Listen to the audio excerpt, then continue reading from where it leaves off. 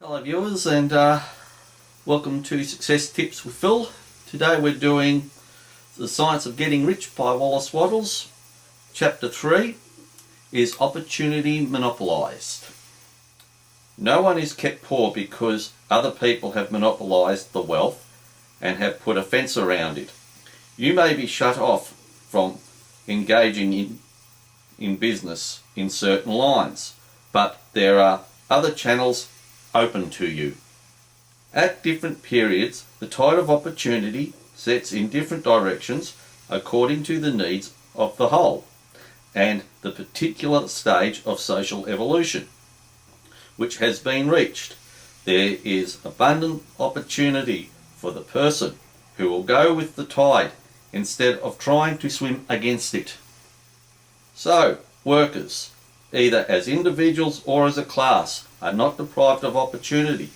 The workers are not being kept down by their masters. They are not being kept down by the trusts and big business. As a class, they are where they are because they do not do things in a certain way. The working class may become the master class whenever they will begin to do things in a certain way. The law of wealth is the same for them as it is for all others. This they must learn, and they will remain where they are as long as they continue to do as they do. The individual worker, however, is not held down by an entire class's ignorance of these laws. He can follow the tide of opportunity to riches, and this book will tell him how.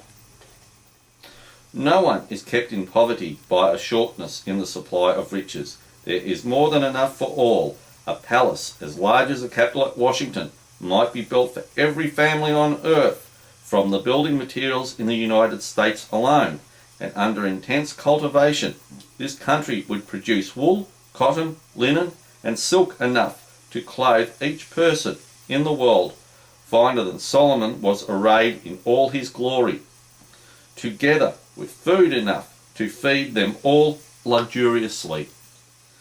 The visible supply is practically inexhaustible, and the invisible supply really is inexhaustible. Everything you see on earth is made from one original substance, out of which all things proceed. New forms are constantly being made, and older ones are dissolving, but all are shapes assumed by one thing. There is no limit to the supply of formless stuff or original substance. The universe is made out of it, but it was not all used in the making of the universe. The spaces in, through, and between the forms of the visible universe are permeated and filled with the original substance, with the formless stuff, with the raw materials of all things. 10,000 times as much as has been made might still be made, and even then we should not have exhausted the supply of the universal raw material. No one therefore is poor because nature is poor or because there is not enough to go around. Nature is an inexhaustible storehouse of riches. The supply will never run short. Original substance is alive with creative energy and is constantly producing more forms. When the supply of building materials is exhausted, more will be produced.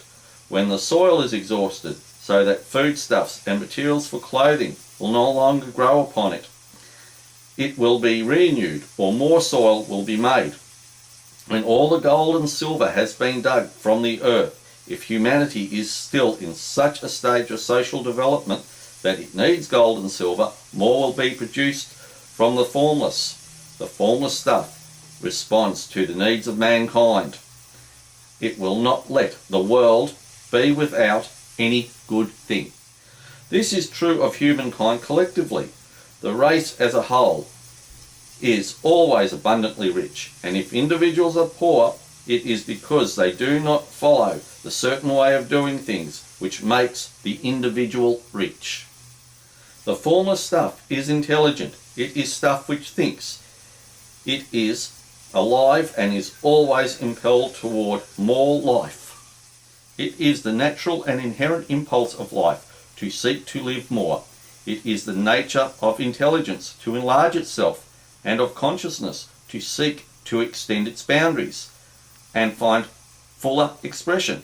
The universe of forms has been made by formless living substance, throwing itself into form in order to express itself more fully. The universe is a great living presence, always moving inherently toward more life and fuller functioning.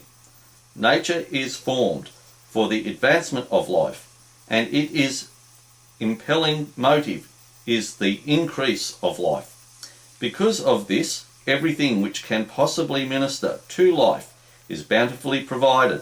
There can be no lack, unless God is to contradict himself and nullify his own works. You are not kept poor by lack in the supply of riches.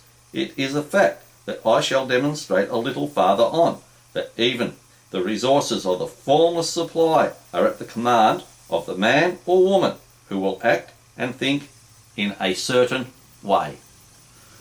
Well, this ends chapter 3 of the Science of Getting Rich.